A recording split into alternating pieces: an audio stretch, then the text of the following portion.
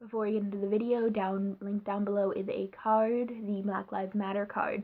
It will lead you to various places to donate and lead you to various ways to help out. This is not something we can stop talking about. We have to keep talking about it. Share whatever resources you can, boost and uplift Black voices, and don't stop.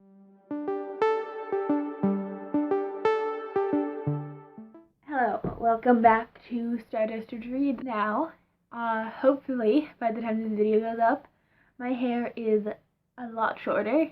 However, I am recording this over a month before I can actually post it.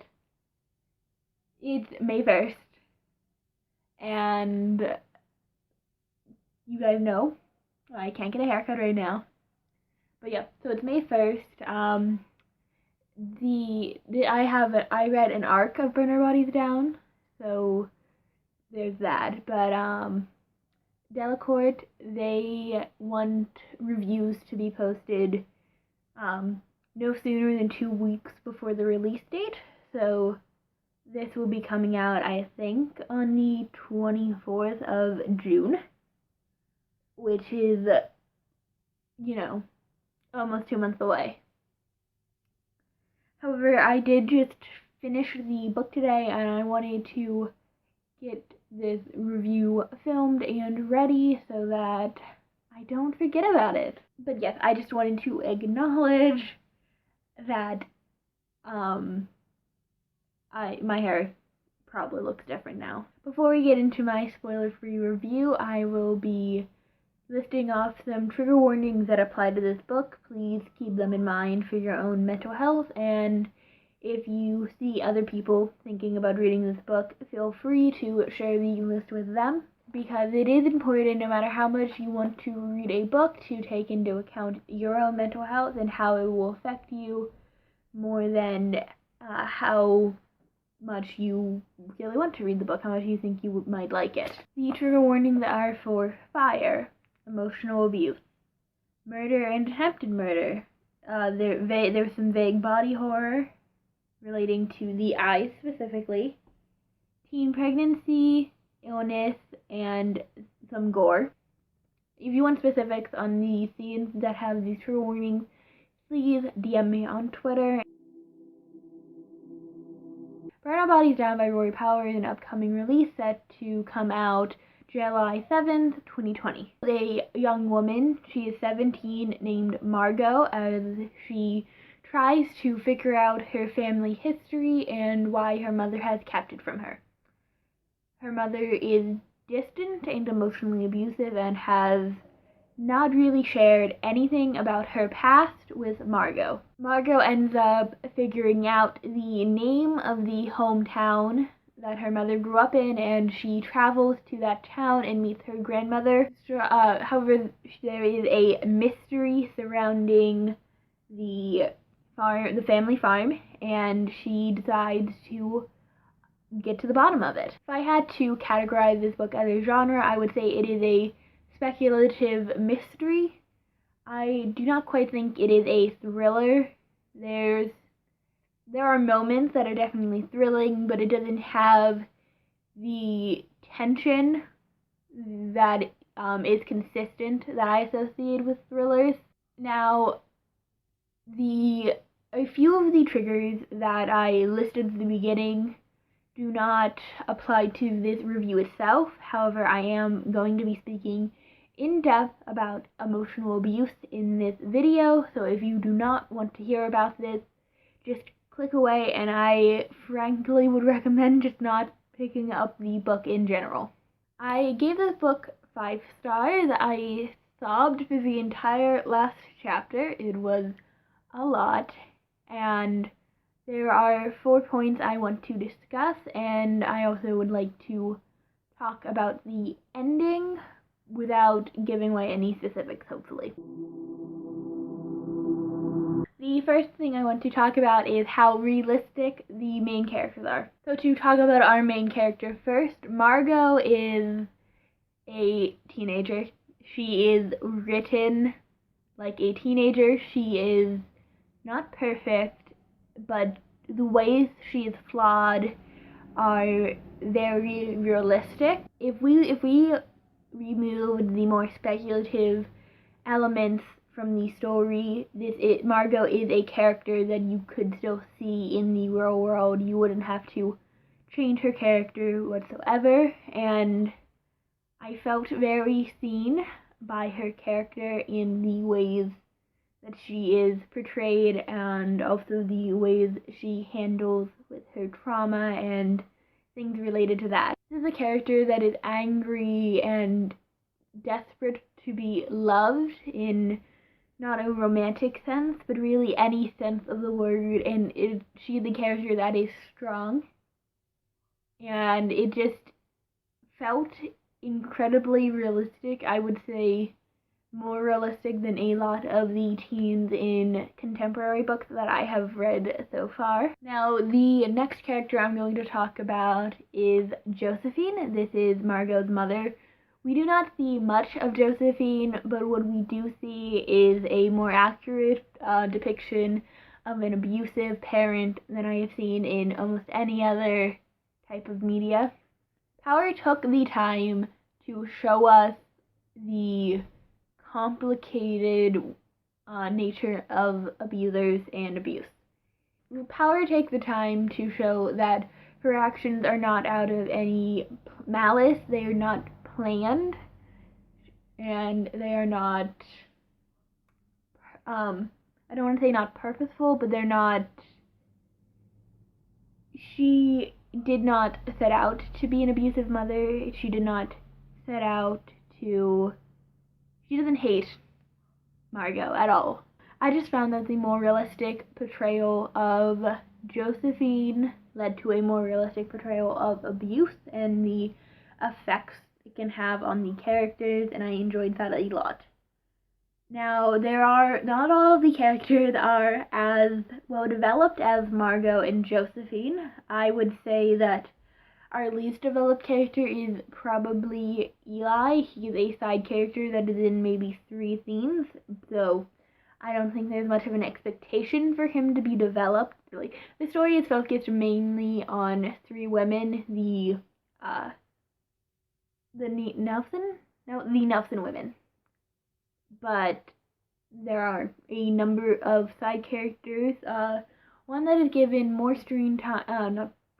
one character that is given more page time and gets more development than Eli is Tess. She is Eli's best friend, and she is Margot's grandmother's neighbor, and she befriends Margot as soon as Margot gets to town. Tess, more so than Eli, we get a very clear depiction of who she is.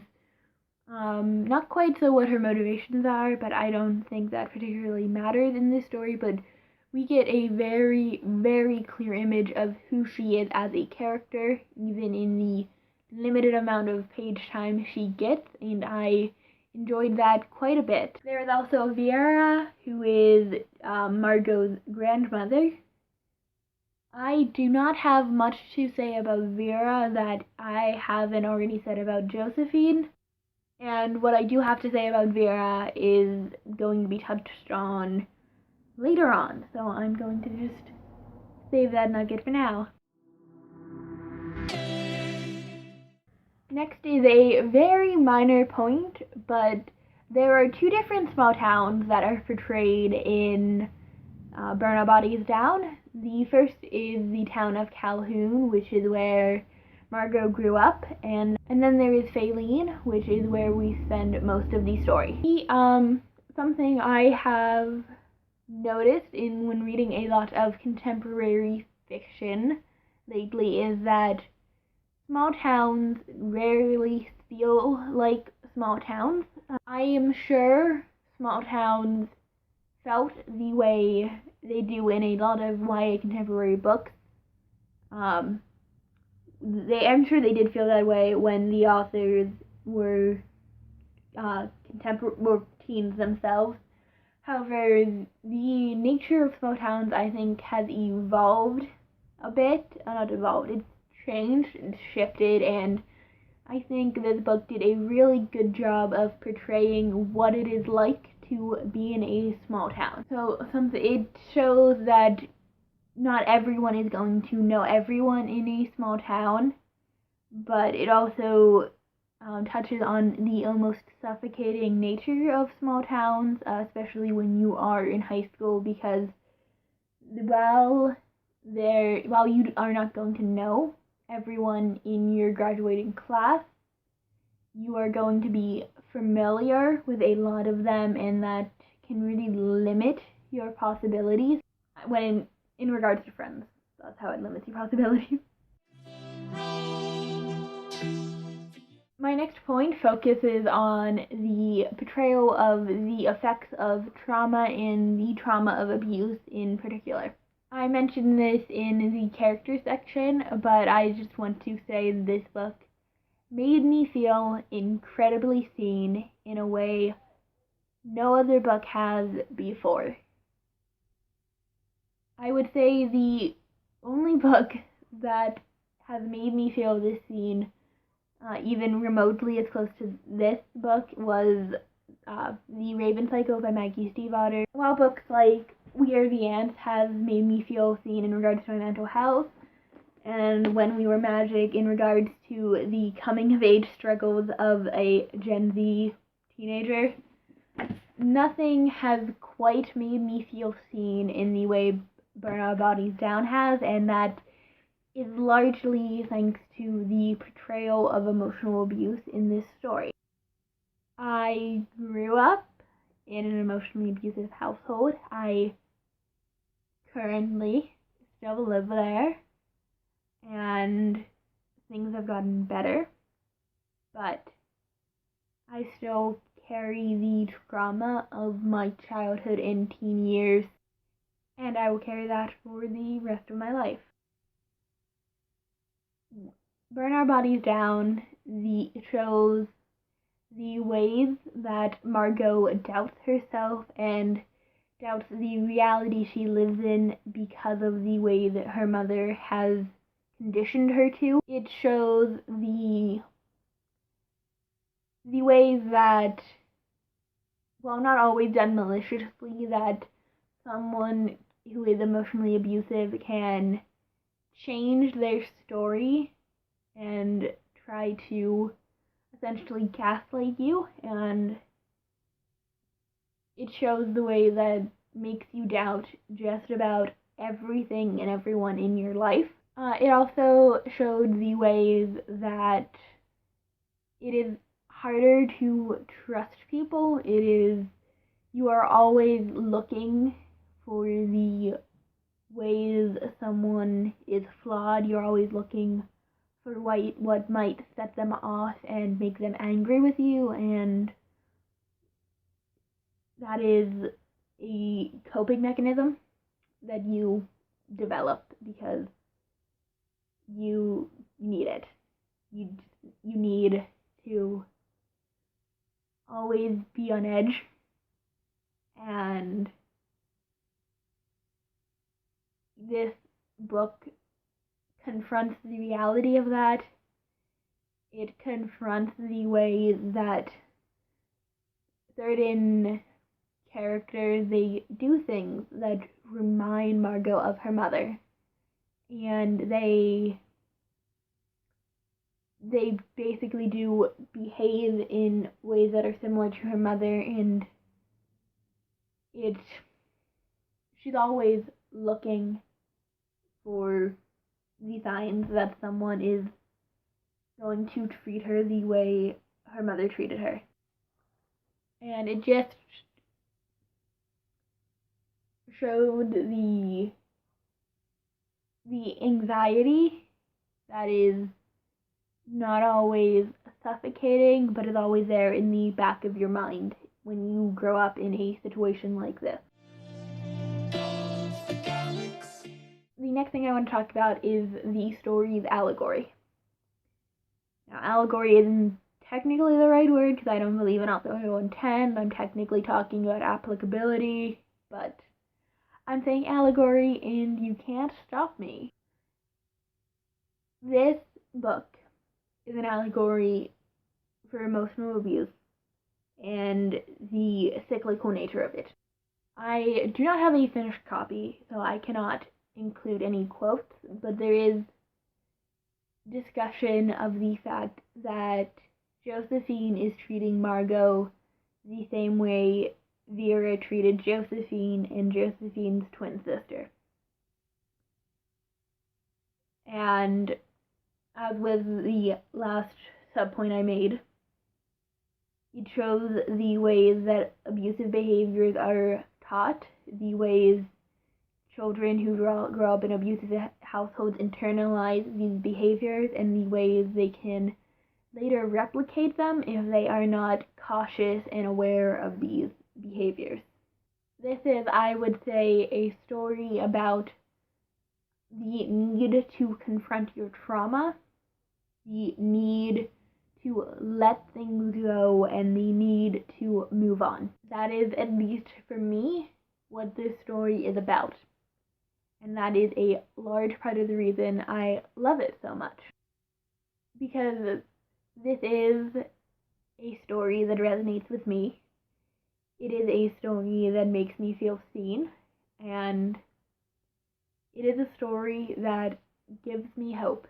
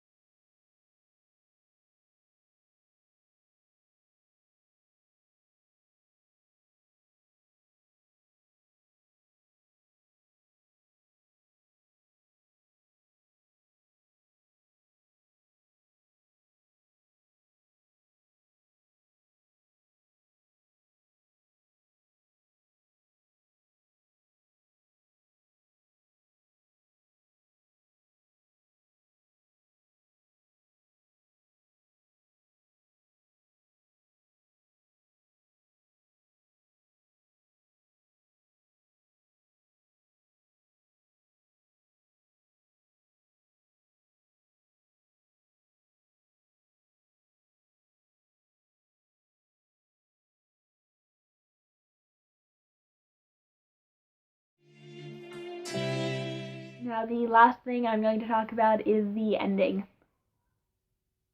I am not going to talk about specifics, but to me, the ending is incredibly hopeful. I know that a critique a lot of people had for Wild Girls was the inconclusive ending, and I would say that this ending is pretty inconclusive too. It does not show us where Margot's going to end up in life. It doesn't answer a lot of things, but I think that in comparison to Wild Girl specifically, this ending is a lot more hopeful. It ends on a very hopeful note. I'm sure some people won't see it that way, but I'm sure some people will not see it as a hopeful ending, because I would say it's hopeful in a very subtle way. It doesn't promise that things are going to get better for Margot. It doesn't promise that she is going to be a great person. It doesn't promise that she's going to have a happily ever after, but it promises that all of that is possible. It promises that one day she might have those things, and that just resonates with me a lot. So if you want I realize I didn't talk a lot about the technical aspects of this book, because to me the technical aspects do not matter much, but briefly I will talk about the writing. The writing style is pretty similar to that of Wilder Girls. It is not the most lyrical prose. It is poetic in a way that isn't really poetic, if that makes any sense. It is raw to the bone, and it gets its point across in a way that is emotional without relying on a lot of metaphors and flowery language. I would say that if the writing style for Wild Girls turned you off, the writing style for Burn Our Bodies Down is not going to be your cup of tea either. I don't exactly have a conclusion for this planned out, but what I want to say is that if you liked Wilder Girls, I think you are going to like this book. I think that if you are looking for a character and a story that resonates like Adam Parrish did for so many children that grew up in abusive households, pick this book up. It is, at its core, a story about trauma, about emotional abuse, about moving on, and about letting go. And I think that is a story that will help a lot of people, but I also think it is a story that the vast majority of people will not enjoy. This does not have wide appeal. It appeals to people who like weird, hard-hitting contemporaries. That is the audience for this book. And I am not going to pretend that this is a book that is going to be massively popular in book 2, that everyone is going to love. I'm not going to sit here and pretend that. But this is still a book that is going to be important to a lot of people, and I want to make sure that the people who need this book, the people that this book is going to mean the world to, get their hands on it. So if you think you might be one of those people, please check this book out. I will have a pre-order link down below. It's an affiliate link, so I will get a commission if you buy it via that link. That is all for today. I will see you guys in the next video. Bye.